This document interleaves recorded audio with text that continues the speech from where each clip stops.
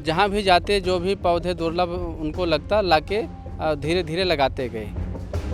यहाँ पर करीब 500 से अधिक वैरायटियों के पेड़ पौधे हैं। ऐसे दुर्लभ पौधे हैं जिनको हम सुरक्षा प्रदान कर रहे हैं, संरक्षण प्रदान कर रहे हैं। हींग का पौधा मिलेगा, बिना बीज का अमरूद मिलेगा, चकोतरा मिलेगा, पान मिलेगा आपको, आंवला कई वैरायटी के हैं, अमरूद कई वैरायटी के हैं।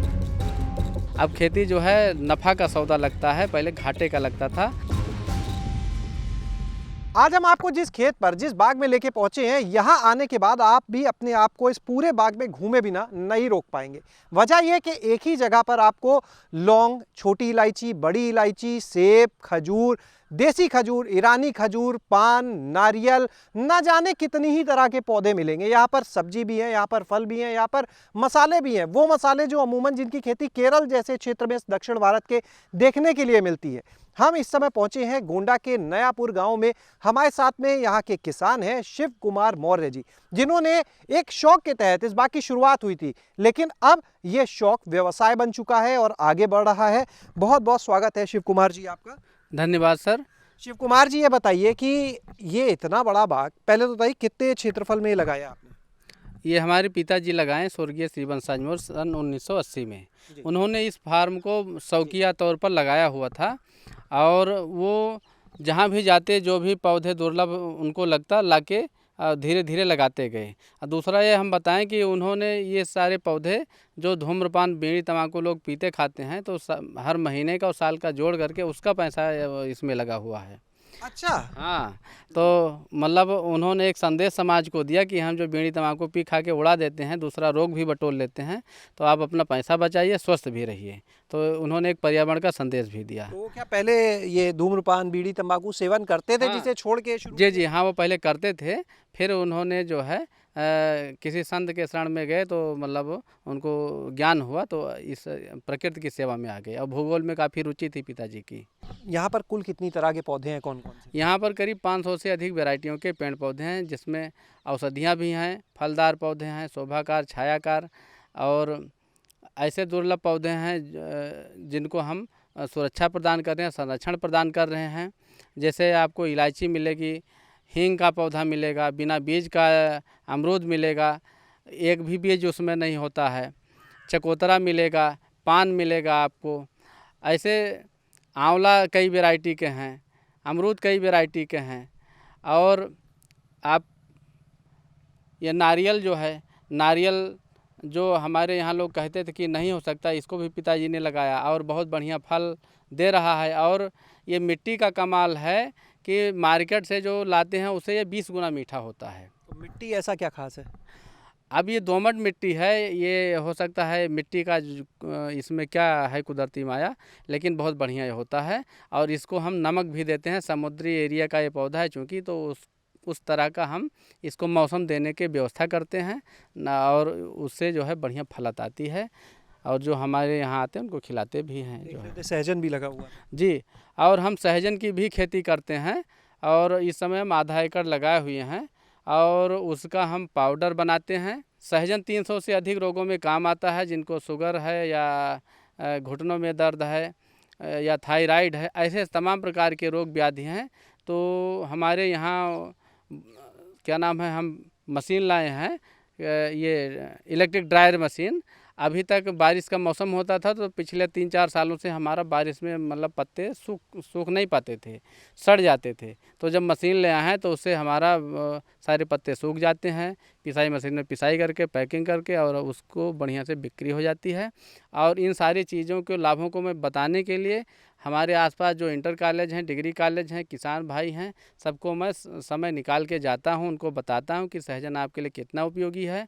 ये कुपोषण से लड़ने की क्षमता रखता है। यानी प्रोसेसिंग भी चल रही है साथ? जी सर, प्रोसेसिंग चल रही है। अच्छा, ये जो लगे हैं जितने पौधे, तो ये सिर्फ अपने लिए हैं या कोई अगर यहाँ से पौधा लेना चाहे खरीद के अपने यहाँ लगाना चाहे उसके लिए भी है? जी, ये कोई अगर लगाना चाहे उसके लिए भी है। अब इसकी एक घटना बता दें, 8 मार्च 2020 को आयुक्त देवी पाटन मंडल महेंद्र कुमार जी मेरे यहाँ विजिट के लिए आए थे। तो उस समय नर्सरी नहीं थी। उन्होंने सुझाव दिया कि आप नर्सरी करिए, जिससे किसी को पौधा चाहिए तो ले सकते। तो उनके सुझाव पर हम पिताजी को कहे तो मतलब नर्सरी का काम चालू किया गया। आप भी शुरू से इसी काम में लगे हैं? मैं शुरू से नहीं था, मेरा मन खेती किसानी में नहीं लगता था। हम नौकरी के चक्कर में थे, तो हमको नौकरी मिल गई लेबर ब्यूरो में और एसएसओ में।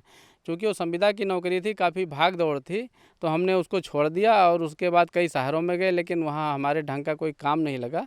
तो हमने देखा मेरे पिताजी 5-6 लेबरों लगा के काम करते हैं और पेपरों में पर्यावरण पर तमाम चीज़ें हमने पढ़ा, टीवी पर देखा, तो हमको लगा कृषि में बहुत कुछ हो सकता है।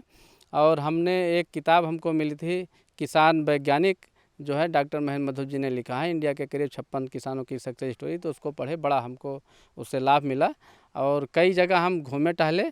कृषि विभाग गोंडा की तरफ से हमको कई जगह घूमने का अवसर मिला, जो मुफ्त में यात्रा थी। तो मैं घुमक्कड़ प्रवृत्ति का भी हूँ और किसान साथियों को सुझाव भी देता हूँ को सक्सेस फार्मर के यहाँ विजिट करें, जिससे अपना अनुभव का जो है आदान प्रदान हो। आप क्या कर रहे हैं, वो क्या कर रहे हैं, तो दोनों की जब तालमेल में तो भी बात आगे बनेगी। तो ये खेती में आपका मन नहीं लगता था, ऐसा क्यों?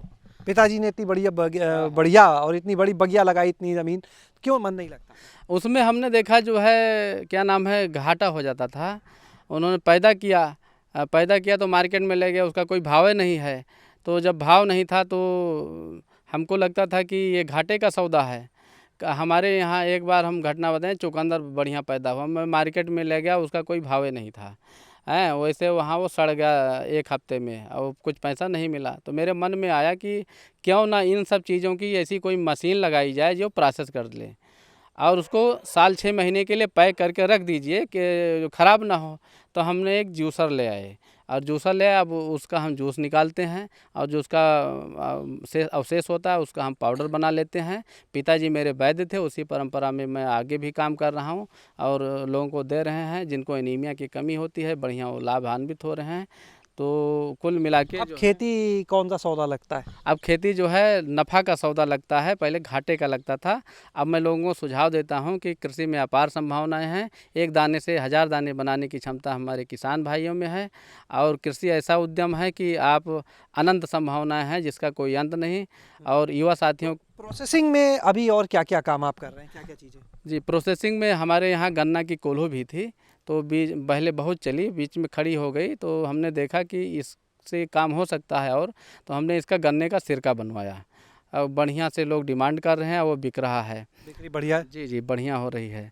दूसरा एलोवेरा पर हम काम कर रहे हैं, तो एलोवेरा का हम साबुन बनाते हैं, जेल बनाते हैं, जूस बनाते हैं। ये बेचते कहाँ हैं ये चीज़ें? पहले आप अच्छा अपने और उत्पाद बताइए, और क्या बनाते हैं? जी, जी। और तुलसी का हम पंचांग बनाते हैं। सीमैप लखनऊ से हम सिमसिसियर वैरायटी तुलसी लाए थे, वो लगाए एक पेड़ लगाए थे, उससे हमने आधा एकड़ बना दिया और उसको हम अपने यहाँ चारा मशीन में बलाई करके और ड्रायर में सुखाते हैं, पैक करते हैं और पैकिंग मशीन है, फिर जो है उसको हम बेचते हैं। और हमारे गोंडा में जो किसान बंधु की बैठक होती है, कृषि उद्यमी की बैठक होती है, तो वहाँ हमको बुलाया जाता है। ये उत्पाद जो आपके हैं, इनको फिर बेचते कैसे हैं, कहाँ?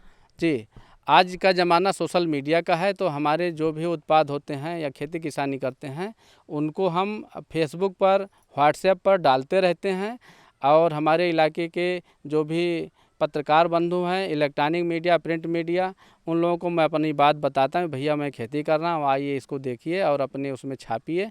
तो इससे बड़ा ही लाभ मिल रहा है क्योंकि आज का ज़माना विज्ञापन का है। यहाँ पर कुछ महिलाएं भी हैं जो स्वयं सहायता समूह से जुड़ी हैं और यहाँ पर इस बगिया से, नर्सरी से जुड़ के काम भी करती हैं। उनसे भी बातचीत करेंगे। क्या नाम है आपका?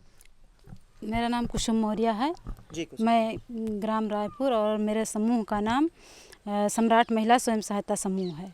आप लोग का क्या काम रहता है समूह के माध्यम से इस नर्सरी में? अब समूह के माध्यम से हम लोग सहजन लगा है, उसके पत्तों को तोड़ते हैं, तोड़ के उसको धुलाई करते हैं, धुलाई करके उसको सुखवाते हैं, फिर उसका पैकेजिंग करते हैं। इस सब पर पूरा अपना काम करते हैं समूह के माध्यम से, महिलाओं से मिलकर।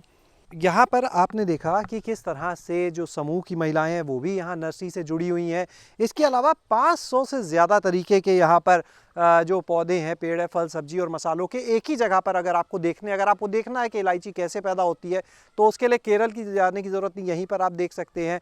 आपको हींग अगर देखनी है कैसे तैयार होती है वो आप यहीं पर देख सकते हैं। और यहाँ पर जिस तरह से कभी घाटे का सौदा लगता था जो शिव कुमार मौर्य जी को खेती, वो अब मुनाफे का सौदा लगने लगा है। अगर कोई आपके यहाँ से ये पौधे लेना चाहे तो कैसे वो संपर्क कर सकता है? क्या कोई नंबर अपना आप देना चाहेंगे या पता? हाँ, मेरा मोबाइल नंबर है 9554902715।